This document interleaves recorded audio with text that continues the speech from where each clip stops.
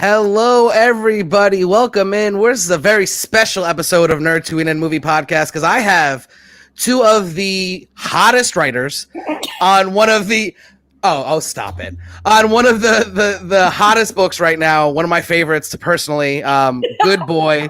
So we have the esteemed Garrett Gunn and Dr. Christy here today. How is everyone doing today? Fantastic. Great. Barely awake.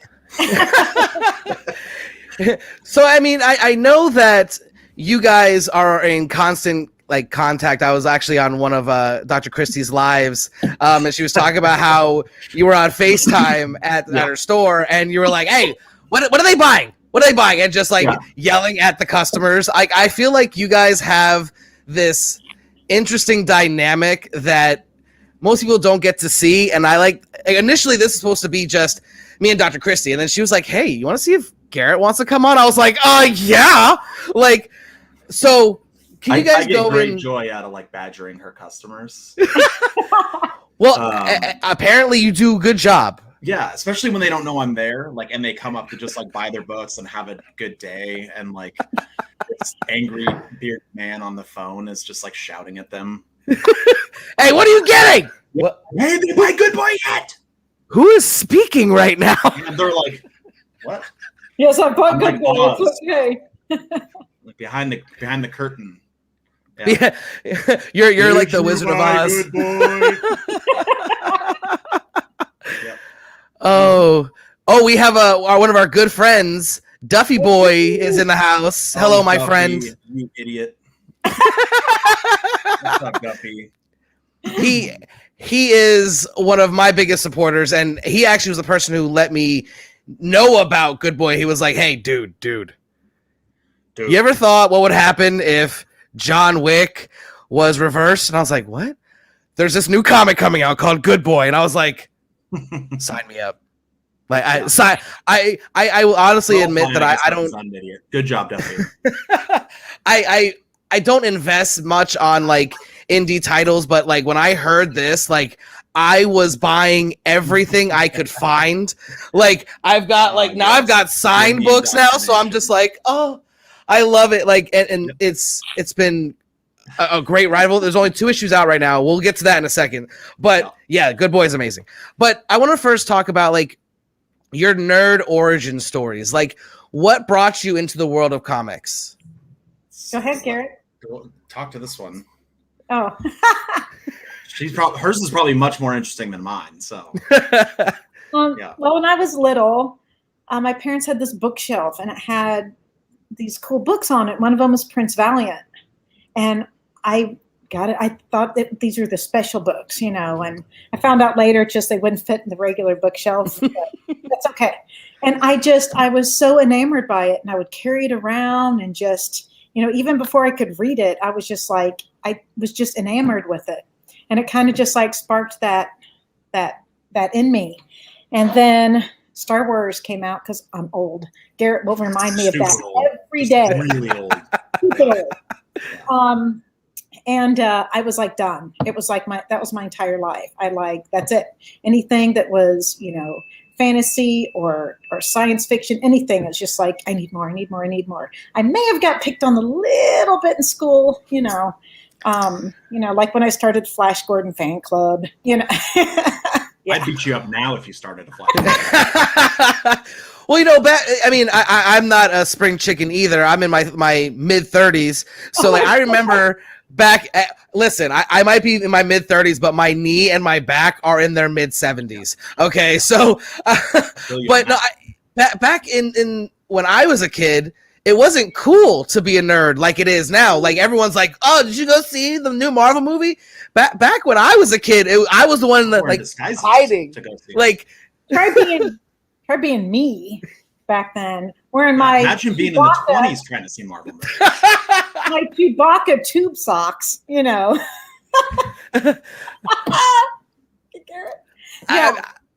made my own Star Wars folders. I was just I just didn't care. It was just this is what I do. Now I see those people on Facebook with their kids and stuff, and they're like, "Oh, look, I got him this Marvel shirt." And I'm like, "Put that back. You don't get to wear that. You earn that. Put me in my locker." Look at gatekeeping nerd fandom.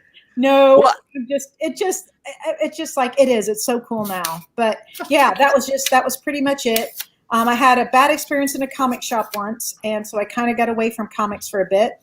But when I had my kid and I was teaching him to read, Rob, who works at the store with me now, I taught him to read using comics, and then that was it. We both of us, he grew up with them. My daughter grew up with them. She worked in the shop with me for a long time, and that's it. It was just, that's it. Prince Valiant here. I did not realize how ahead of his time, how Foster was at when I was little, but now I do. So. What about you, Garrett? He's like, I don't want to tell my story now. Being far younger than Christy. No, if we're talking comics wise, I used to go with my parents. We live like in California, where we live, like a couple hours from the coast, and we used to go over to Humboldt to go to the coast when I was little. And there was a guy that had like a flea market thing. He ran out of his garage, and he used to sell bundled coverless comic books, like in like zip tie, or like in like not zip ties, but like those plastic bands. Yeah. The newspaper things. They used to carry them by. Yeah. And so like you could buy it was like $20 and you would get like a stack of books. And I used to buy a stack of them every time we go over there, and I would read them like while we were there the whole time. I didn't now it makes me want to throw up, because like they were like 60s Marvel books and like 60s DC books and stuff that I'm like, oh, I'm sure I was like reading like very expensive books that I probably should have cut pages from and sold for thousands of dollars now. But like that was my start to like comics, like really. And I used to get them all the time. I'd bring them back, and then like my dad would try to throw them away all the time because they looked like garbage, because they're just like nothing. They were just newspaper comics. Right. And so like after that, I would just read them over and over again. I signed up for like a Marvel fan club on like the early days of the internet, like their mailing list. Back when there was dial up. Yeah. Yeah. And then I entered a Master Lock drawing contest when I was like 10. And I was one of the finalists, which I'm sure there was like thousands. They probably just gave every kid like, oh, wow, good job, you're a finalist. And because I was a finalist, they sent you in the mail a free subscription to comics. Like you got like 3 months of free books. You got to pick out which ones. And I got Ultimate Spider-Man #1, Ultimate X-Men #1, and I think it was Fantastic Four. I still have that Ultimate Spider-Man #1. It's one of my favorite books of all time. And that was the start of like my collecting. Because I was like, whoa, this is cool. This is awesome. Like this, like Ultimate Spider-Man was so like different from like the Spider-Man. It's got a cover. It's got a cover. This is amazing. I need to play with these. And that was my start to like comic collecting. But far before that, I was into Pokemon cards. Christy talks about getting picked on for reading comics. There's no one that gets their ass beat like someone who collects Pokemon cards as a kid. Listen, to this day, like my mother like swears she has them somewhere. I have apparently somewhere in all of my folk stuff, there is a binder with five holo Charizard first editions in there. That sounds like $1 million binder. You should probably find it. It does. We've gone through all the stuff. She's like, I know it's here somewhere. I'm like, well, we've got to find it because we can retire tomorrow. Yeah. So I used to go to a little shop. When I was younger, we lived in LA, and we used to go visit my aunt who lived in Long Beach. And there was this tiny little shop on the corner in Long Beach that like was run by this little tiny Japanese woman. And like you would go in there, like this was back when like kids could like walk across town. And like I would like go to this shop and like go in and like I would buy, she had Japanese booster boxes that she would have like her family from Japan like ship over. And I would like buy, I felt like such like a cooler kid because I'm like, all my friends had like the English stuff, like, and like some of the English stuff wasn't even out yet because it's like 98. Right. And I'm like, yeah, no big deal. I got, the new Japanese Team Rocket packs, like whatever. And then I got beat up all the time.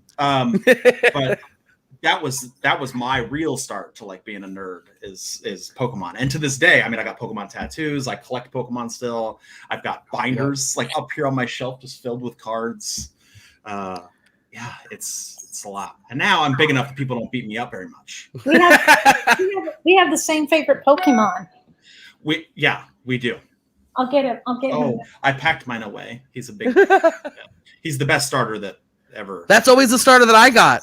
Yeah, because he's the best. Don't listen to all these people who are gonna lie to you about all the Charizard hordes. I mean, Charizard's cool and all. But I mean, they won't even. He's so bad they won't even call him a dragon. Yeah, exactly. He is technically a fire flying type. They're like, you know what? No, fuck you, Charizard. You're not a dragon. There we go. Garrett's in the building. Yep. Yeah, you see, you got me all riled up on Pokemon. Now I'm dropping F-bombs and shit. Here we go. Now we're ready to play. Yeah. Getting all excited talking about Pokemon. So what got you guys into writing comics, though? Because, I mean, there's a ton of us who just read, and then there's only a few of us who will go, I'm going to write one. Yeah. How did that start? Far less that were the stupid ones. We got the show. I got started writing comics as sort of on accident. When I was deployed to Afghanistan, I got assigned our behavioral health specialist that was helping us had assigned us a writing assignment to help us process trauma and shit. And I've never been one to follow directions. And so instead of following what she told us, I was like, I'm going to write a comic book. That'll be fun. And I wrote a story, and then I came back from deployment, and my wife was like, hey, you should make this into a real book. And I was like, that's a stupid idea. No one wants to read this. But I did it anyway. And then I just by chance, a publisher on Facebook who isn't around anymore for good reason, was like, yeah, we'll publish that. And then they asked for another one, and then another series, and then this, and it just sort of snowballed into now this. Yeah. So now this. I'm just you ever seen that thing where people are like, Michael Cera looks like a guy who wasn't supposed to be an actor, but he was in the room at the time, and someone just was like, yo, we need a guy. And he was just and just that. And now he's where he is. That's me as a comic book writer. Every time someone asks me something, I just go, yeah, sure, I'll do that. I don't know what I'm doing, but I'll do it. That's it. That sounds like a really I feel like we should start writing the movie Garrett Gunn movie. It'd be a short and sad movie. Played by John Hamm. No, I feel like Dan Fogler should play me. Just a fat, short, hairy man. I love Dan Fogler. Can I audition? Because that sounds like me. You look just like me. I'm just saying. No, I don't have as many tattoos. I do have some tattoos, but not as many. Yes, I will eventually. Christy, on the other hand, is an esteemed doctor and has her great adventure into comics. I was just I was just there doing something, and a guy asked me if I wanted to do more. Yeah, sure. Well, yeah. I wrote my first one because I was getting my doctorate, and I was doing a lot of comics critique, and I was reading a lot of critique of comics, not criticizing, but critiques. Yeah. And I read some things that I'm like, that doesn't sound right. I'm not sure about that.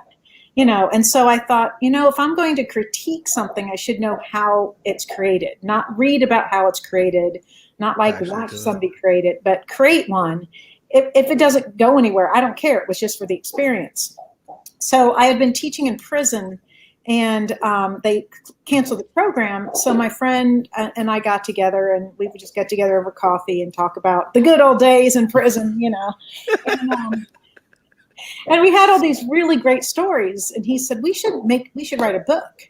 And I said, well, I need to write a comic book. So let's just do that.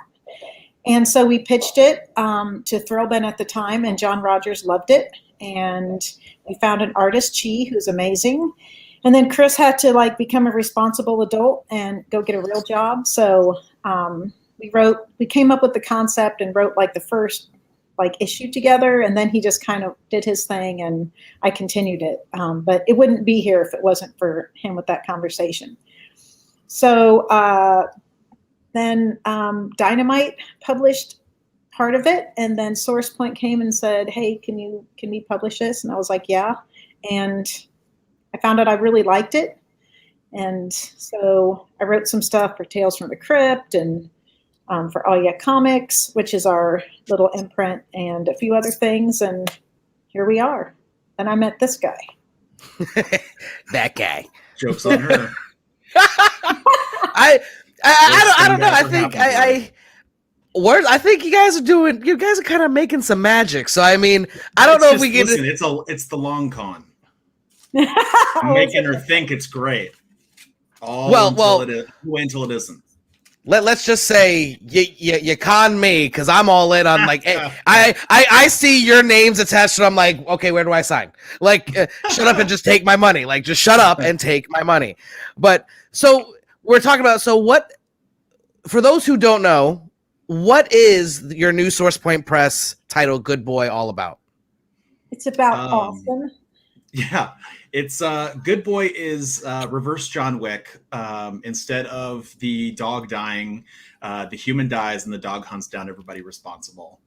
It's an anthropomorphic world. Yeah, it's set in sort of this anthropomorphic world where dogs and humans are mercenary partners. And basically Flint, our main character, and John got out of the business because they wanted to walk away and start a new life. And some colleagues that didn't like that they left come back and fuck John up. The mistake they make is they leave Flint alive, and Flint's got a taste for revenge like nobody else. So he's took away his family. So yeah. So the story is about him basically hunting down everybody responsible for John dying. Yeah. They all must pay. Yeah, exactly. I mean, it's definitely like Good Boy is. I mean, we started it as like obviously this is like our love letter to John Wick as both people who are like huge fans of John Wick. Mm-hmm. But there's a lot of stuff that's like where we deviate from. Like we have a lot of what we call Wickisms like in the book. But then like the story is we always wanted the story to be its own story. And you kind of see like as the series goes on, you'll see it sort of divert from the John Wick storyline into like our own thing. So and it's a story that if you've seen John Wick and you love it, you're going to love the book.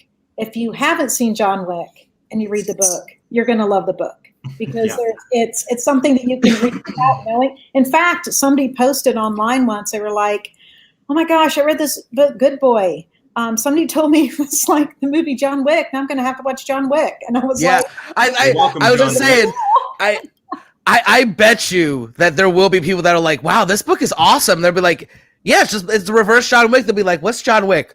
Oh, yeah. We're about to have a good afternoon. Sit your ass down, and we're watching John Wick. Absolutely. You're welcome, Keanu. Yeah, you're welcome. Pushing people your way. We're going to make him a star someday. Yeah, someday. Right? Yep. Yeah.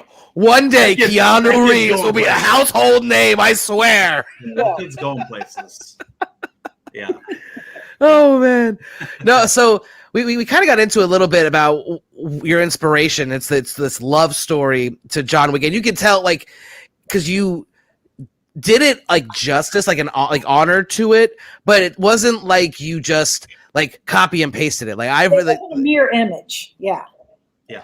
And I like that because like, it's you see the similarities and you're just like, oh, and like it makes you feel like you're watching John Wick for the first time from a different point of view, and it truly made me think, oh man, I can't wait till they make this into a movie.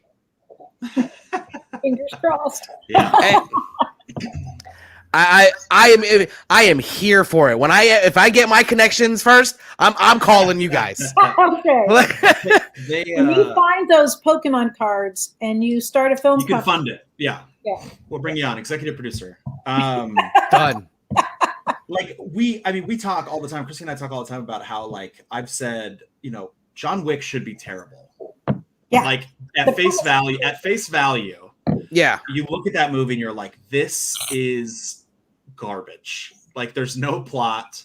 It's very like just bare bones. Like, yeah, Keanu's not going to talk. He's just going to like go in, shoot a bunch of people. And then you're going to be like, wow, he got that was awesome. Dog. That was awesome. Like that's all it is. And like, we wanted, when we made the story, we were like, man, there's so many like missed opportunities, like to really tell more of a story with some of this. Like, and like John Wick is perfect. It's perfectly imperfect. Like it is exactly what you need it to be. And it's very good at that. And like, like Keanu Reeves, that's the best use of Keanu Reeves. Like he's got 4 lines in the whole movie. The choreography is amazing. Like everything about it is great. And that's what he does best. Like when he's not talking very much, he's just acting physically. It's like Speed. That's why Speed's so good, because Sandra Bullock does all the talking. So like we knew that there was more of a story we could tell, where we could still give it that like John Wick feel, but like really like dive into some of the deeper stuff that we like wanted to talk about. While still having that like ridiculous shot. Like people send me all the time, like their favorite thing is that like in the first issue when he stabs the guy with the broken bottle like 400 times, and it's like stab. Like he's like stabbing him up like into the scene. And they're like, this is so stupid, but it like reminds me of that like high intensity John Wick like fight style stuff. Like everything is very like quick and crazy. And that's how we designed the entire book, is like we get, anytime there's a fight, anytime there's anything, we're like, kid, do whatever you want, just make it crazy, make it fast, like make it violent. Like that's, we are so lucky that we have Kit, because Kit is a genius. Everything he touches, we can't wait to see the pages. I'm dying to see volume 2. Because my favorite characters in there. And he just, everything we do, we'll send it to him, and we're like expecting something, and when he sends it back, it's not what we expected. It's 20 times better. Like the tailor, even little things like the tailor. That was my favorite character in the second issue. Oh my god! Like when he walked up, I was like, I had this like so this like Edna from the Empire. Like it was like, oh my god, that's exactly what I didn't know I wanted to see as the tailor. It was perfect. Well, we knew like it's just so funny that like it's this tiny tailor, and you know, he's got like these giant helpers, and like they're wheeling in these giant crates, and he's just like, yes.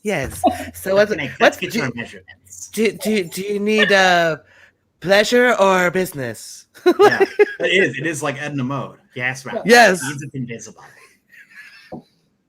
If it isn't animated, I call voice acting for that role. Taylor. I want the Taylor. You both do a really good Mark Hamill Joker impression. Oh, really? We're not doing it on here. I'm not doing it on here. Absolutely not. Nice try though.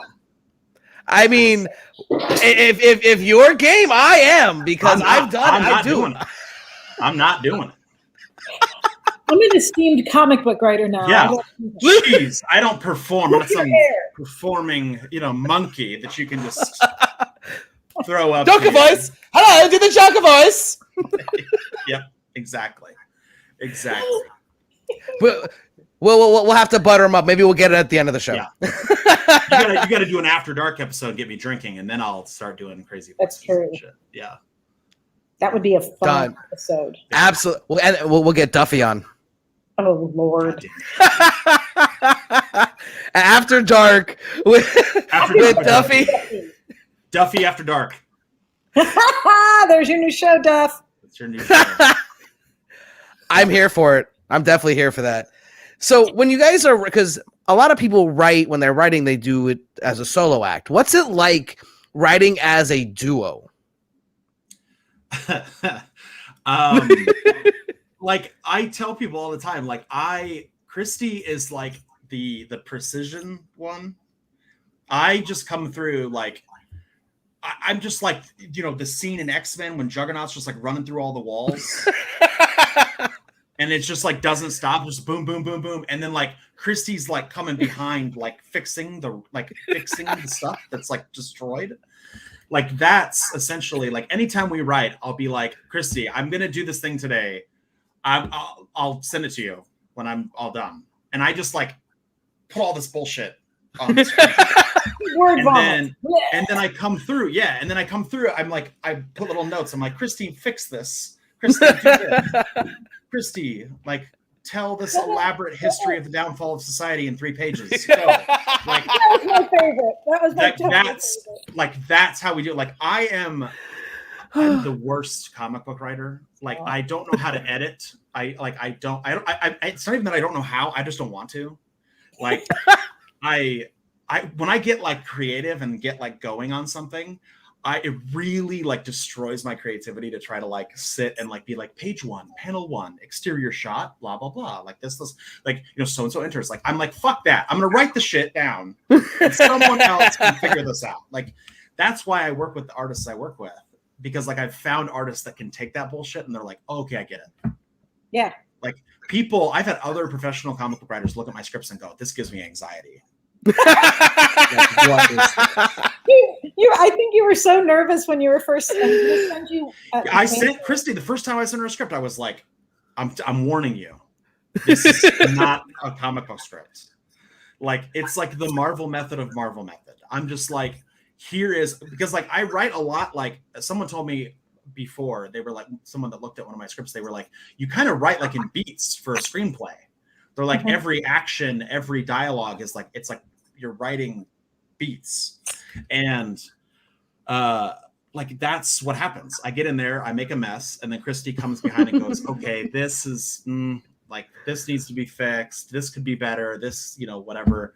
It's like the scene it's like Ghost. She's like, she's Patrick Swayze. And I'm making and you're Chris Farley. Yeah.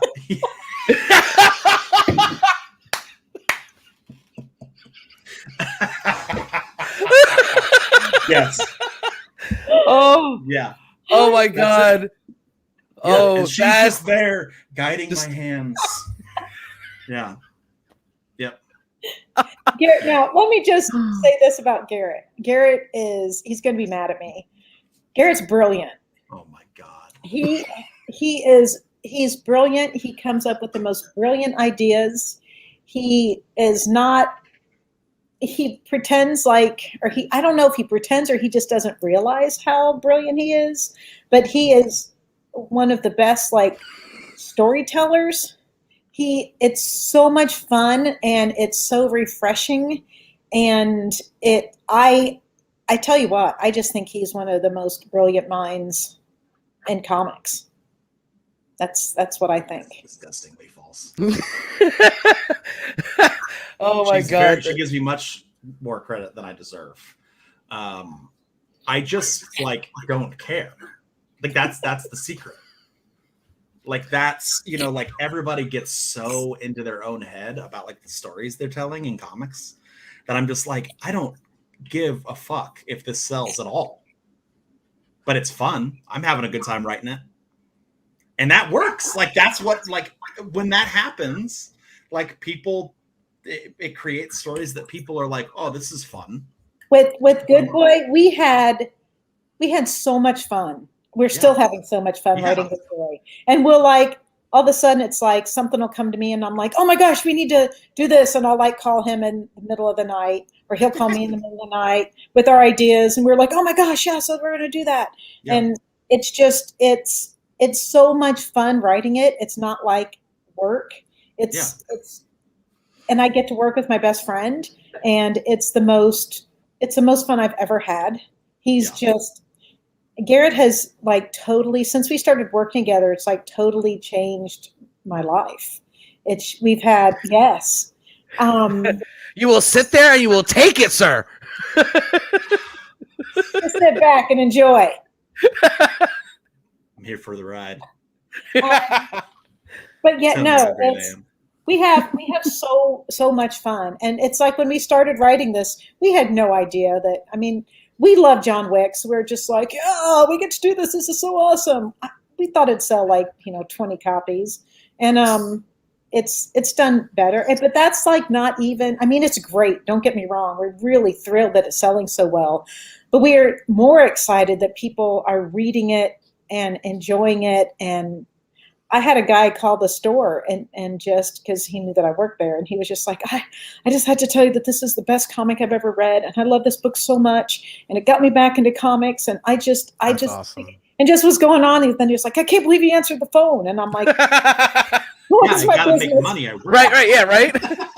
Are you gonna buy something or not? Right. You know, usually it's a robot, you know, or something. Let me talk to you about your Google listing. So it was enjoyable to like have that, but it was like, it's so fun that this little thing that we made just because we wanted to write it has taken off, and we love it. I love everything about it. I will read it and I'll go, ooh, I wonder what happens next. And I'm like, oh wait, I know. I wrote this. I know. Okay. Well, no, you can definitely tell, like, there are a lot of people that are just striving to write the next big comic, to hit it big, and to, you know, just to, oh, this doesn't work, we're gonna go to the next one. You know, you can see it in a lot of work, and you don't see that at all in, and both of your, because I actually we're going to talk about that a little bit also later, but you also have another book that just came out through Kickstarter, Postmasters, which was freaking amazing. Good. I read it, like I did not stop. I just kept going. I'm like, oh my god. Yeah, amazing. But like, so you talked about a little bit, what was it like when you got the first like concept art? Like, you turned in your ideas, like, because, you know, when you get it done, you have to go to your artist and say, this is the main character, this is what I want. And then, so what was it like when you saw Flint come to life? We didn't do any of that. That's not remotely how it happened, actually. Really? Yeah. We have a group chat that is like, it's our 4-Color Fiends chat, which is like our little group. And like, it's Kit and me and Christy and Dave, our letterer and designer. And like, we had posted in there like that we were doing this book, and it was, you know, this is what it was going to be about, and Kit was going to draw it, and this and that. And Kit just out of nowhere sent us a drawing he had made. That's awesome. Which ended up being the Kickstarter main cover, like with the explosion in the background and like him walking. And he was just like, yeah, like, you guys like this? This is cool. Like, I thought this would look awesome. And I was like, yeah, this is perfect. Absolutely. Approved. Like, it wasn't until later that like he actually sent me, like, we have like an unused cover that was like a concept art cover, and it was like his original like page of sketches of all the different iterations of Flint he went through before he sent us that. Like, we didn't even see the other ones. He just sent us the one, and it was perfect. It's perfect. And I look back at like some of the ones he drew, and I was like, whoa, like, what are these? Like, these are like alternate universe Flints. Like, yeah. Like, this is like what this book could have been. And like, there's a lot of them that are really cool, but they're not Flint. So for us, it didn't start that way. It just started as like, Kit just immediately was like, here's the character. And we were like, he's brilliant. Fuck. It was just perfect. Right. Wow. Yeah. Don't get any ideas, anybody else. He's ours. So I already sent him his contract for retainer. Yeah. He's not going anywhere. No. Yeah. Back up. Yeah, exactly. So like, he's just, I mean, look at. He's so good. Wow. Yeah. He's so good. That's the same one. This is that. Yeah. I mean, he's so good. He's brilliant. Yeah. And he comes up with things that, and his little things he puts in, stab, poke. Oh my God. Yeah, he just adds in so much stuff. Yeah. He's just crazy. And I like, it was just so weird. Like, it was so immediate that like immediately clear that he was like the perfect artist for this. Like, we had already worked on Warcorns together, and I was like, man, like, if we're going to do something that's crazy and colorful and ridiculous, like, Kit is the choice for I mean, I use Kit for almost everything because it's like, he's so like, he's such a dynamic artist, like, and he can do fucking anything. Yeah. And like, the first time he sent that art, I was like, yeah, this is it. And then he just like, you could feel his like excitement about the character, because he would like send us pieces that he would just draw on his own, that he'd be like, look at this cool thing I made. And I'm like, what? This is so sick. Like, that poster she just showed with like the montage of them fighting, that was just the thing he made because he was like in the mood. He was like, oh, I was like inspired, and I just fucking did this thing. Like, what do you guys think? And we're like, Kit, this is a masterpiece. Like, what are you talking about? This is crazy. I can't even look at you right now. Like, yeah, like, and that's what makes this book so good, is that every single person on the team is like into it. Yeah. Like even like Dave, our letterer and designer, like is so like passionate about like the story and the characters and like, and like just into it, that everybody, as soon as something comes in, like when art comes in from Kit, it's like, it's done in like a day. Like an issue is lettered and put together and built and a finished thing, because like everybody just wants to like read it. And everybody just wants, we want to read it. We want to read it, you know. So it's crazy. It definitely shows how much passion you guys have for the book. And we've got some calls from the viewers right now for the Good Boy multiverse. What if exists. One shots? Like that already exists, actually. So all of the books that I write are in what's called the Absurdiverse. It's my own sort of MCU thing where all of the books that I write are all connected. They're all in the same universe.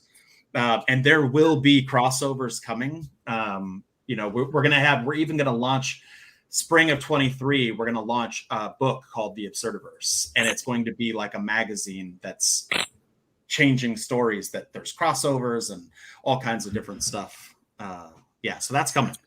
So and so you still sit there and think you're not brilliant? I'm just gonna throw that out there. I mean, you literally created a multiverse, and you're just like, I'm not smart. No, I'm not. Nope. Nope. Not me. Well, I didn't say I was dumb, but I'm just like, don't. I think there's a difference between like I can navigate the system versus being brilliant. I appreciate that you went to the other extreme though. I'm not dumb. I'm smart. I say smart things. I know multiverse. Wow. Universe, characters, superheroes. I'm smart. Yeah. No, so thank you. It was a really humbling moment. I appreciate it. Yeah. Damn so there is crossovers coming. Yes. That's awesome. I mean, if you see, there's little things in Good Boy, like the beer. Yep. Yeah. Like the root beer that he buys at the gas station, Brute Beer, was actually a soda that we designed for Franklin and Ghost, another book that I wrote. That you could actually like own. Like people have physical Brute beers. Like we sold them at a convention. Oh damn. There's like always little stuff. And that's what's cool about like having the same art team on it too, is like Kit automatically like adds that stuff in. Like he sees little opportunities to put stuff in the books and just does it.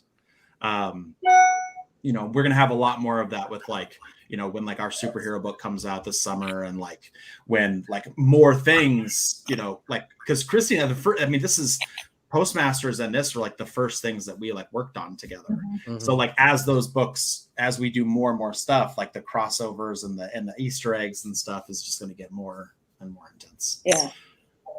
That's awesome. Oh, so speaking of Postmasters, I actually read the first part 1, and I was blown away just completely. I know, like I said, I see your names. I'm just like, take my money. So I wasn't like worried it was going to be bad, but I'm like, when I'm reading it, I was just like, oh.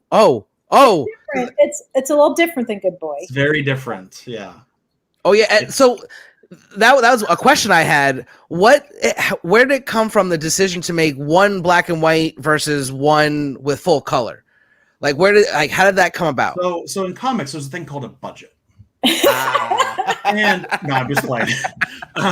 Actually, like it really was just more of the idea that like Rube and our artists, like I knew very early on, like when I first created Postmasters, like when I asked Christy to come on, and because I did the ash can by myself before Christy and I were working together.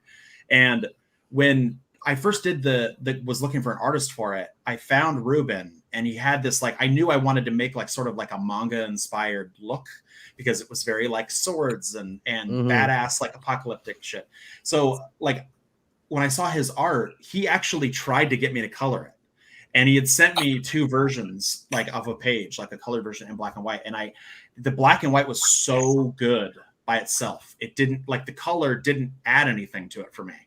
like by itself, the black and white was so much like felt more impactful that I was like, oh, this is going to stay black and white. It's cooler. It gives it more of like an aged, cool feel. It feels more like manga inspired, which is like what it was supposed to be.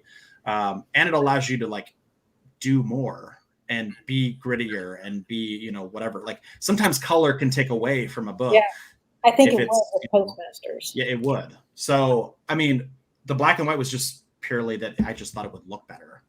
And then obviously the source point was like, oh, thank you. It's going to be like so much easier to print, like so much cheaper to print black and white. Oh my God.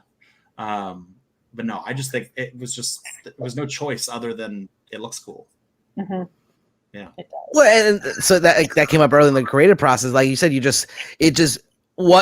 fits what you had it inspired by. Like I felt like before I even knew you had it inspired by manga, I was reading it like, this is very like manga style. Like I thought that like black and white, I'm like, that would probably a factor in why you chose the black and white, because it fits the style you were trying to homage. Yeah, exactly. Yeah, yeah, and definitely with Good Boy, it definitely helps, I think, in a lot of the scenes with the color because it's those pinks and those purples like all throughout it's just so vibrant. I love like it's just, they pop. It really pops right off of the page. Yeah, and it definitely fits. And we need to give a shout out to our cover A and cover B artists, Nick Bradshaw and Francesco Francavilla, because they knocked it out of the park. And Kit did the colors on Nick's, which is there's Francesca's. That's Francesca. So Dave was so mad. Dave was like, "Oh, Francesca's trying to put me out of a job, huh? For just lettering the book. That's not our font." He's like, "That's not our font. That's not our logo." And I was like, "Yeah, he's Francavilla. He can do whatever the fuck he wants, Dave. I don't give a fuck, bro. Funny. Yeah, at all."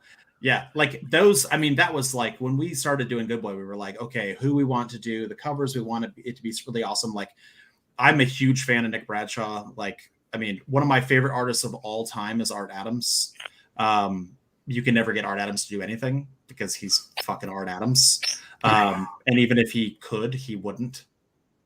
And like, to me, Nick Bradshaw is like the next Art Adams. Like, not in terms of like, not that he's not as popular as Art Adams, but like, he's like the next generation of like Art Adams. Like, his art is just like, it makes me sick sometimes, like following him and like seeing some of the shit he posted. He's like, oh, like I did this layout sketch. And I'm like, that's a cover, bro. Like, that's so good.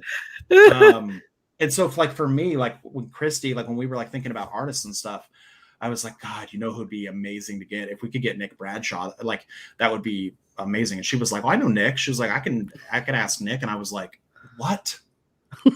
And so she did, and she just called me and she was just like, yeah, so Nick's in. He'll do all the cover A's. And I just like almost passed out in my car. Only time I've ever like he's been speechless. Yeah. I just like, it was just amazing. His art is just nuts. And Francavilla is Francavilla. Like Francavilla's, there's nothing I could say that's gonna like justify how incredible he is as an artist. So and the use of it was so great because the covers are so different. They're both equally brilliant. Mm-hmm. And like all the purples with Francavilla and all the pinks with Bradshaw that Kit did. It's my favorite cover of the entire series right there. It's my favorite cover of anything. That tooth. I love it so much. Got the look how so much. Ooh. Yeah, that cover so much. The cover's so beautiful. It's my convention banner. It's everything. I love it. Yeah, it's so good. Cover. They I think that's like what you want, right? Like out of like what I try to do is like I always try to look at this stuff like as also a fan and a collector. I remember when I was just reading and buying comics, and like when there's an A and B cover, like so many times, like with Marvel and DC and like even like some of the other like Image and stuff, like their A and B covers are so close that you're like, I'll just take this one or I'll take that one. Like we wanted our A's and B's to be so different that people can't decide because it almost feels like two completely different pieces of work. Yeah. Like, and that's exactly what Francavilla and Bradshaw did. Like they feel so different. Yep. And like everybody I sell it to, people are like, "Oh, which one do I get?" Both. And 50% Both. of the time they're just like, "I'll just get both, I guess." Yeah. And I'm like, "Yeah, it's a good choice." It's good thinking. Yeah. That's exactly what I don't choose. How to what? No, no. Choosing is for mortals. I'll take a few of each. Thank you very much. Yeah. Like, no, I don't. And I actually like I didn't go too far in on some of like the other exclusives because they like. I mean, I did get like the ones from Izzy because the I mean I have that one here too. Like that one. Yeah, by Trish Forstner. That's Trish. Yep. Yeah. And Trish and Tony did a backup story for our Kickstarter book. Yep. And it's so funny. Oh yeah. Got one of those so too. Good. So good. Just every cover is so good. We were talking about this cover before. I love before it. You came on. My gosh. I love that cover so much. Yeah. My literally just bought. It's the corner box. I know. Yeah. No, the up in the top, like up in the top left corner. Oh. Yeah. And it says like Gunn and Blanch comic group. Yeah. So good. I literally just bought a Daredevil 184 from Christy just so I could put them next to each other on the wall. Yep. Yeah. And that's how you do it. Yeah. No, yeah. It's when I saw it because Duffy again, of course, obviously Duff Boys Comics, one of my good friends. He's like, dude, just sent me a link. I was like, oh god, dude, and I almost broke my phone because I oh shit, like I almost like dropped it because I got so excited seeing that cover. I was like, I had to. Duffy says that's his favorite too. Oh yeah, it's so good. It's so good. They everything about the book is just everything is so great. It's so satisfying. It is like it's like every day it's like my fucking dopamine like just like boost like every time like something comes in I'm just like, oh, more good boy. Yeah, I mean, oh, it's a cover. Oh, it's this. Oh, it's that. Like so the Whatnot cover just was released. Yes. So I'll go into the Whatnot groups where they're selling them and just listen to people, read what they're. Oh my god, I love this book, and I'm like, That's cool. So good. Yeah. Oh yeah. No, I and it's funny because I've been on this book. I've been telling people about it for a long time. So like when I started like dropping the regular A and B covers, they were like, good boy. I was like, buy this. I don't care how cheap you get it from me. You will thank me later. And now I've gotten messages that were like, dude, oh my God. I was like, you're welcome. Yeah. You're welcome. Yeah.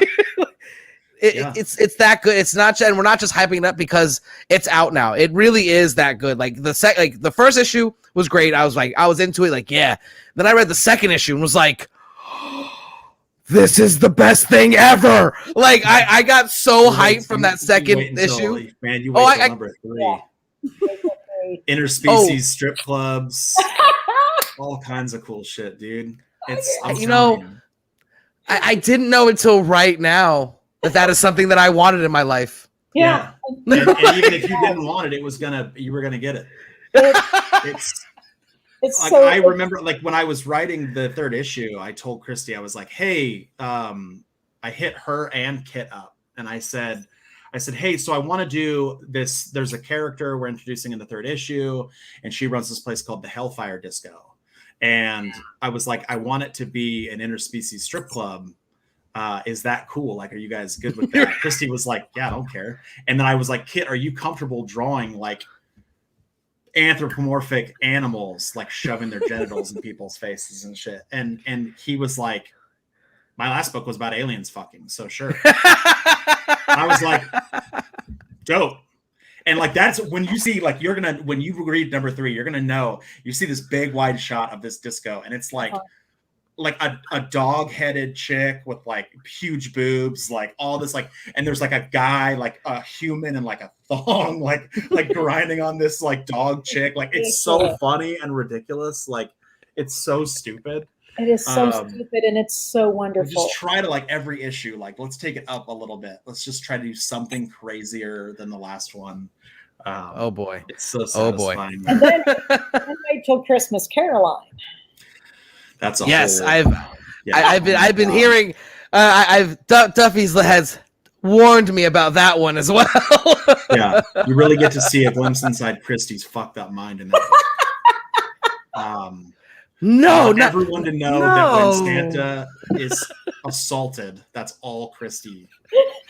That was all her. The candy cane strap-ons and the Santa gimp suits. That's all. This one. Mm-hmm. Yeah. She's like, "What do you mean? I'm sweet." Yeah. It's a lot to handle. Oh man. A lot. Oh man. Christmas Caroline, I think is.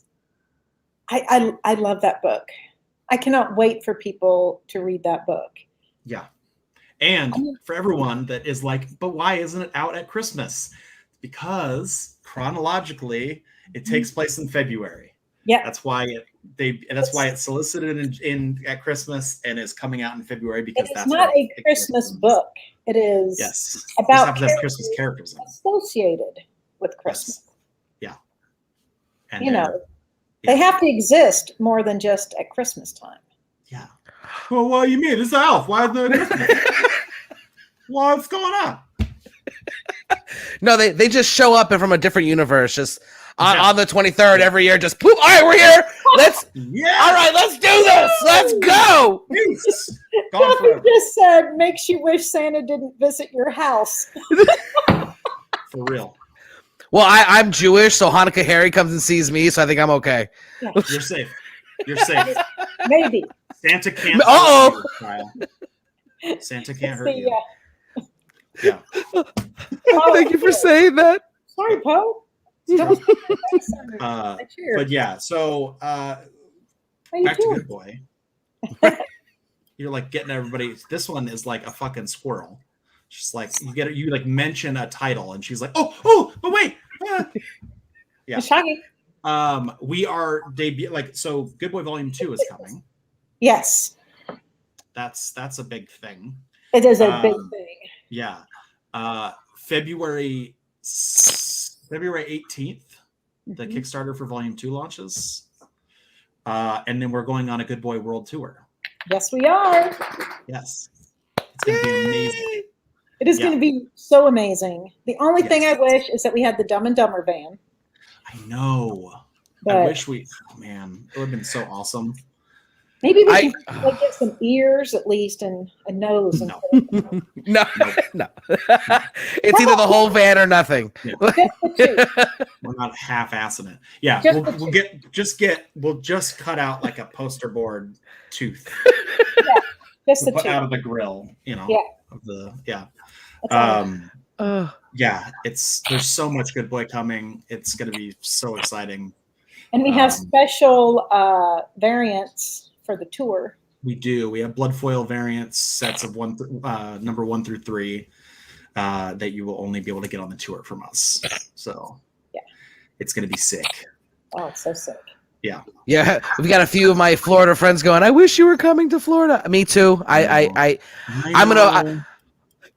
understand we're like all crazy down here and it's just horrible. I get it, but yep. Well, part of the reason for the tour is on our first Kickstarter, there were stores that signed up for like launch parties. To visit.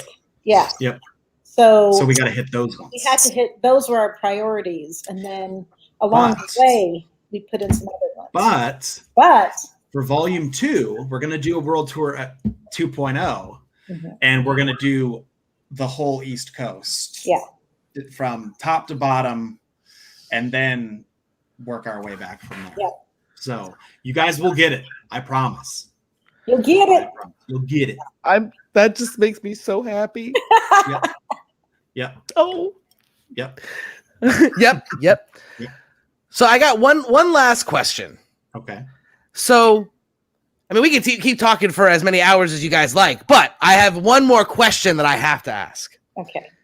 So, what advice and I can already hear it in the back of my head. What advice would you be giving to people who are thinking about starting their own comic book? Run. All right, so we've got run and don't. Okay, got it. I said it's something you love. Yeah, I said my piece earlier. Like, if you just stop worrying about telling a story you think is going to sell, and tell the story that you want to tell. Yeah. Exactly how you want to tell it, and that's it. And if don't try to be like other people. Somebody told me when I was trying to learn to draw a few things, and I was trying so hard to like copy this and copy that, and they said, don't. You need to draw in your style, and it'll come to you. Yep. And Garrett kind of told me the same thing when we had to start doing remarks, and he is a lot of people don't know this, but Garrett is a brilliant artist. She throws that word around. I feel like it's Princess Bride. You say that word a lot. I don't think it means what you think it means. Anyway, he is outstanding. His talent really it's kind of mind-boggling. And so when I was like, what am I going to do? I'm not an artist. I can't do this and that. He was just like, bro. That's true. I said that. You can quote that. Just chill out. This is what you do. Look. And he just like gave me a few little hints and that, and boom. Now I'm like totally comfortable with it. It just took him it was kind of like, if he probably had a 2x4, he would have hit me across the. But we were at a convention and there weren't any there. So when he says, bro, she's an idiot all the time. Yeah, the 2x4 is kind of like when he says, "Bro," that's kind of what I bro, hit me across. Yeah, bro. Yeah, that's it. Because I'm an idiot, and she is like, smartest idiot I've ever met. Dr. Dumb. Dr. Dumb. Yeah. I'm just like, get out of your head. Just do this. It's so simple. Just do this dumb shit. No one's gonna care. That's what I tell. Like, I tell her all the time. She's like, is so worried about like, oh fuck, I have to make this. I'm like, no one gives a shit how perfect your little remark is. They're paying for it because they got the writer to do a remark on the book. They know you're the writer. It doesn't matter. Like that's so as someone who paid for one of those, yes, I that is 100%. It could have looked like a turd wrapped in tinfoil, and I'd have been like, I don't care. She remarked it. Say something. Like it doesn't matter. But not saying it was.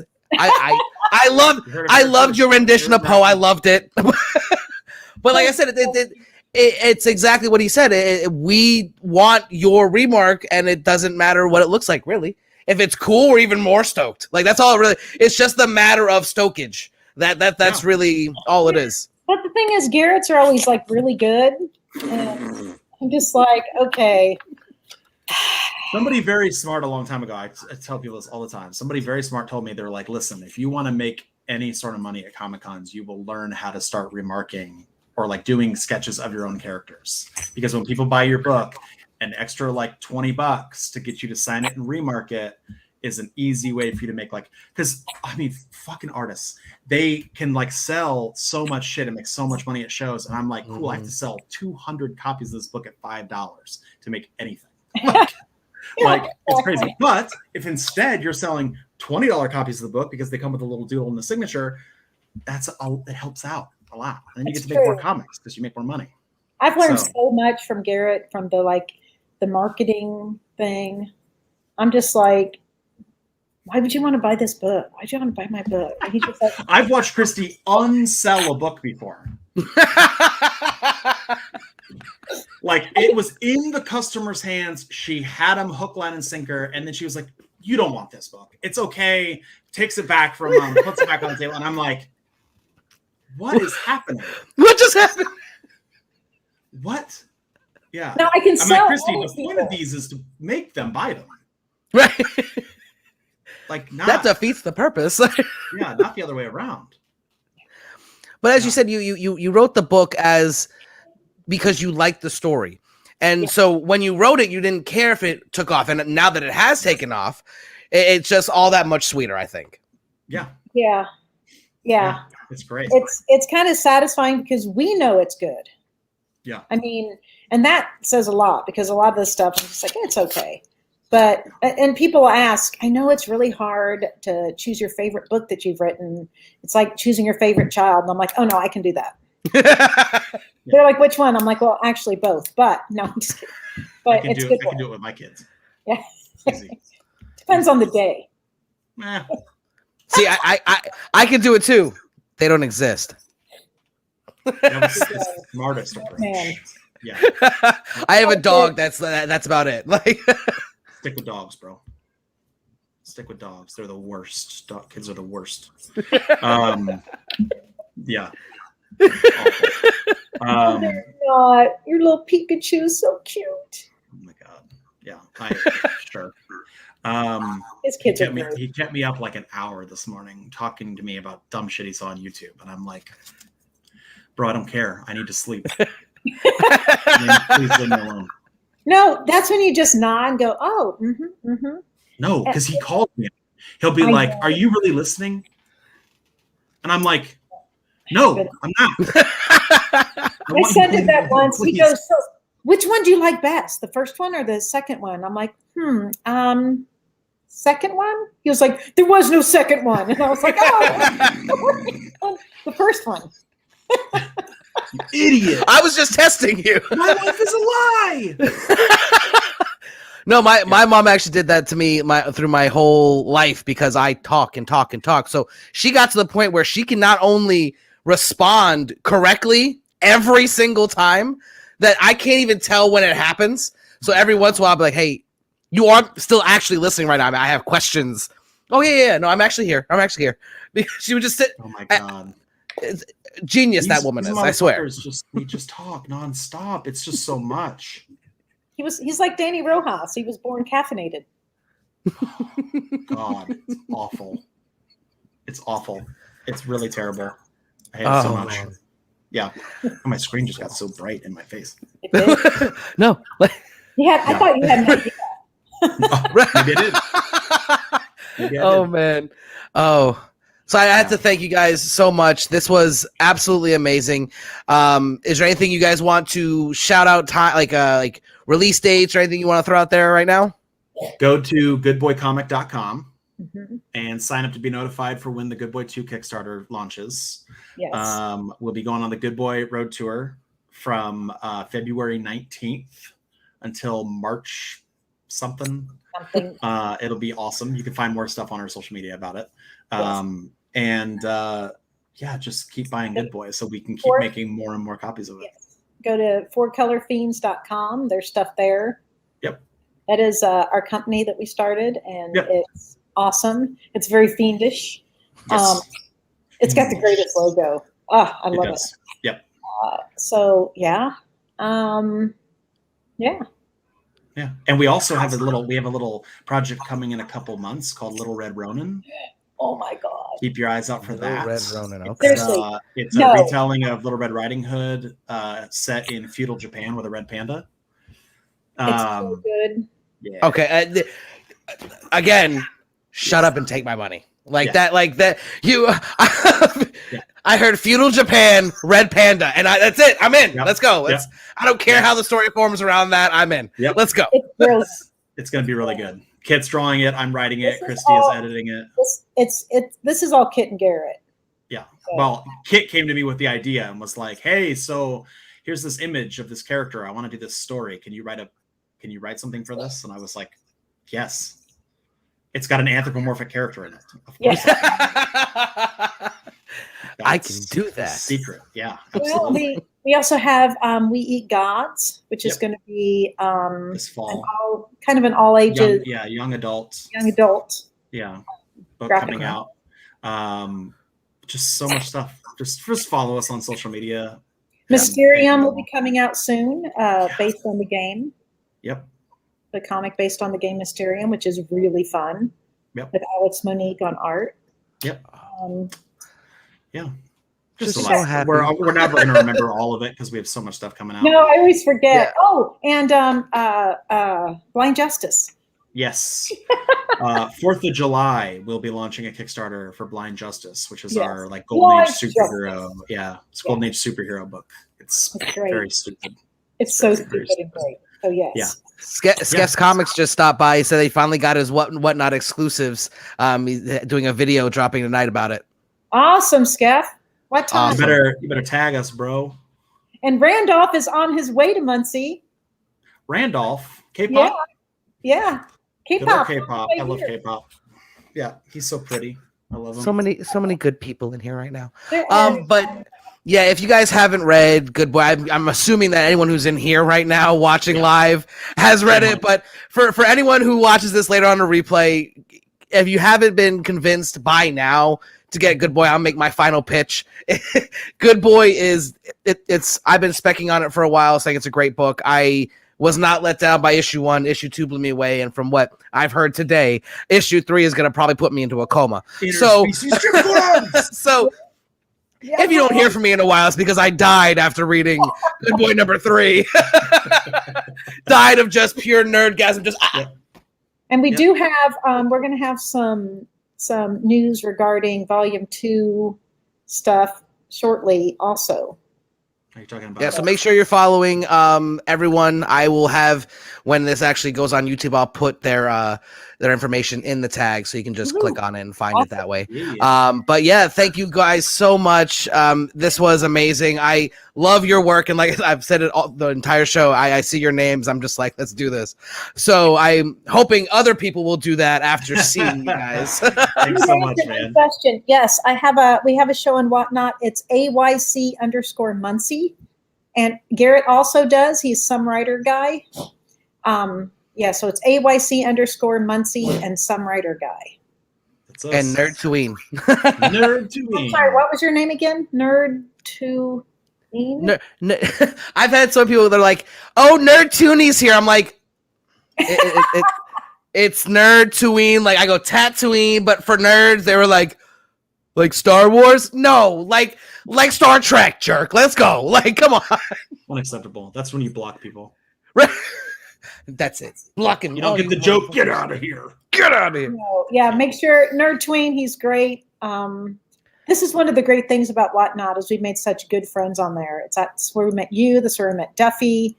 You know, it's just like there's so many people on there. So it's, I did an interview with Chancellor for Whatnot about almost a year ago at this point, and ever since then, I've said it then, I said it then, I said it now. Whatnot's a game changer. We got a lot of stuff coming with them, so stay tuned. Absolutely. And make sure to check out Skeff. He has a show also. And some Duffy Boys comics as well. Absolutely. Duffy and Skeff, and I don't know. Man, Andy. We have them. We're going to have a show tonight at 7, 8. I don't remember what time I put it at, but we'll be on there. If you follow us, it'll announce it. We're trying to get it between the football games, so I know sports. Sports. The best. Yeah. Football. Will you go score a touchdown in the basketball match tomorrow? Yes. Yeah. We're going to do it in the first half.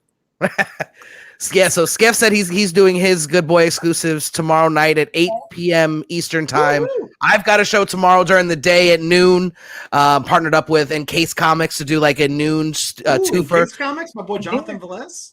Yeah, he's over on the other coast, right where you are, Garrett. So we're doing. Yeah, well, he's in San Diego. He's way the fuck down.